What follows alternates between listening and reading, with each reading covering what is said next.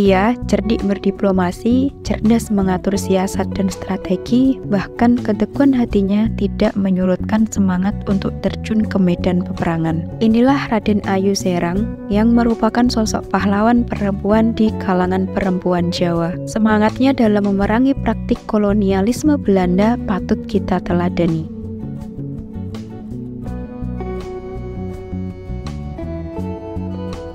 Nama kecilnya adalah Raden Ayu Kustiyah Wulandingsih. Ia lahir pada tahun 1762 di Serang, sebuah desa kecil di sebelah utara Solo. Ayahnya bernama Panembahan Senopati Notoprojo, teman seperjuangan Hamengkubuwono yang pertama. Dalam perjuangan ini, ayahnya mendapat tugas memimpin pasukan yang bermarkas di Serang. Sejak saat itulah ayahnya tinggal dan menjadi penguasa Serang. Sejak kecil ia mendapatkan sebagian besar pendidikannya dari kedua orang tua. Ilmu-ilmu agama dan ilmu pengetahuan umum ia pahami dengan cepat. Ia sering menyaksikan pelatihan perang para prajurit yang dipimpin oleh ayahnya. Rupanya, hal inilah yang menjadikannya tertarik untuk mendalami ilmu peperangan.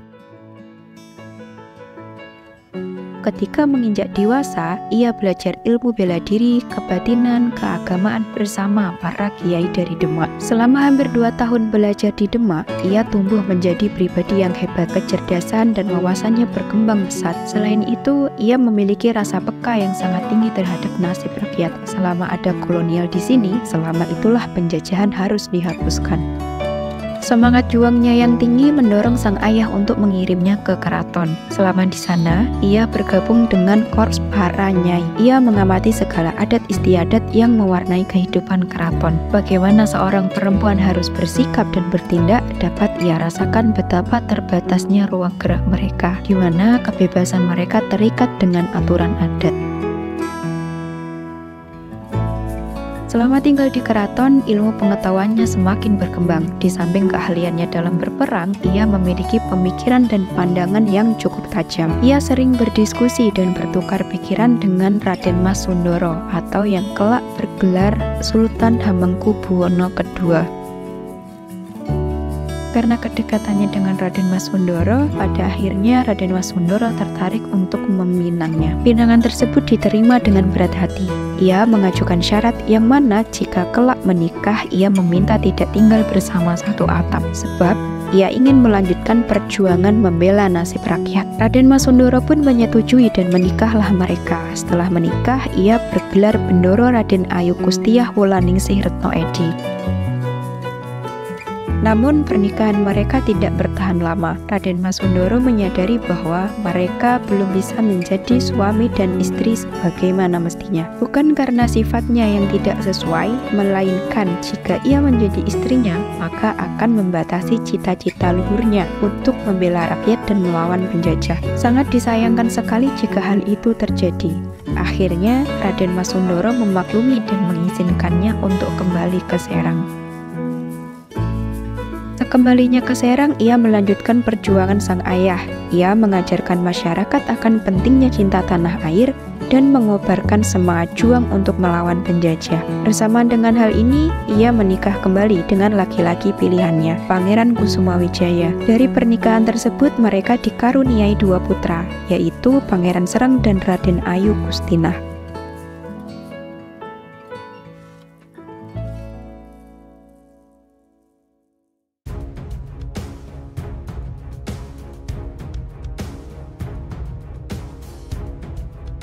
Ketika perang Diponegoro akan dimulai, Pangeran Diponegoro mengirim surat kepada Raden Ayu Serang untuk meminta doa restu dan bantuan. Sesaat setelah membaca surat tersebut, ia memerintahkan kepada para prajurit untuk turut membantu peperangan. Ia memimpin perang bersama putranya, Raden Mas Serang, dan juga cucunya Raden Mas Papa. Pada peperangan ini, medan pertempuran yang harus dilaluinya meliputi Serang, Gamringan, Purwodadi, Grobogan, Jakenan, Juwana, Pati, Kudus, Demak, Semarang, Ungaran, Bawen, Salatiga, Ampel, Boyolali, Klaten, dan berakhir di Prambanan. Peta lokasi tersebut berbentuk melingkar sehingga mudah mengecoh musuh saat penyerangan. Pertama-tama ia melakukan penyerangan ke Gamringan, Purwodadi, Gerobokan, Jakenan, dan terus melingkar sampai Juwana. Di sini ia dan pasukannya berhasil menghancurkan benteng VOC dan merampas senjata serta amunisi, sehingga pasukannya menjadi kuat dan semangat dengan persenjataan yang memadai. Serangan selanjutnya menuju ke arah Demak, namun pemerintah Demak justru melaporkan kehadirannya kepada Residen Semarang, Kolonel De Bruyn. Maka terjadilah perang sengit dengan pasukan Belanda yang menyebabkan kekalahan di pihak serang. Meski demikian, kekalahan ini tidak menyebabkan lunturnya semangat juang. Ia dan pasukannya justru mendapat bantuan dari rakyat setempat. Bahkan ia juga melanjutkan penyerangan sampai Semarang. Mendengar pasukan Raden Ayu Serang sudah sampai Semarang, Pangeran Diponegoro meminta kepada Raden Ayu Serang untuk membagi pasukan menjadi dua. Satu pasukan untuk tetap di Semarang dan satu pasukan untuk menuju Prambanan. Ia dan cucunya mengambil alih pasukan kedua dan segera menuju Prambanan. Setibanya di Prambanan, kondisi Raden Ayu Serang mulai melemah. Ia tidak lagi terjun ke medan peperangan, ia memantau jalannya peperangan dari kejauhan. Meski demikian, ia tetap memberikan masukan dan saran strategi demi memenangkan peperangan. Salah satu strategi perangnya terkenal dengan istilah kamuflase daun keladi. Strategi ini digunakan untuk mengelabui musuh, di mana para prajurit akan bersembunyi di balik daun keladi. Rerumpunan daun keladi akan terlihat seperti perkebunan, sehingga prajurit yang bersembunyi di baliknya tidak diketahui oleh musuh. Saat sudah mendekati sasaran, musuh akan diserang secara tiba-tiba. Saat inilah kesempatan dan para prajurit untuk mengalahkan musuh.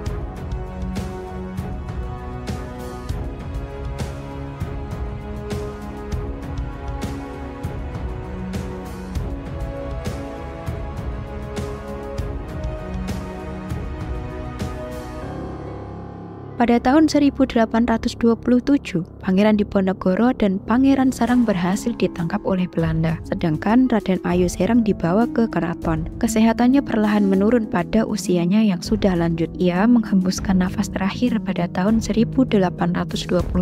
Raden Ayu Serang dimakamkan di Dusun Beku, Pagerajo, Kalibawang, Kulon Progo, Yogyakarta. Meski telah tiada, namun jasa dan perjuangannya merupakan bukti nyata bakti setia kepada nusa dan bangsa. Ia dikenang sebagai pahlawan perempuan yang mampu mengobarkan semangat juang melawan penjajah. Pemerintah Indonesia menetapkannya sebagai pahlawan nasional dan dibangunkan monumen patung Raden Ayu Serang yang berada di Kulon Progo, Yogyakarta.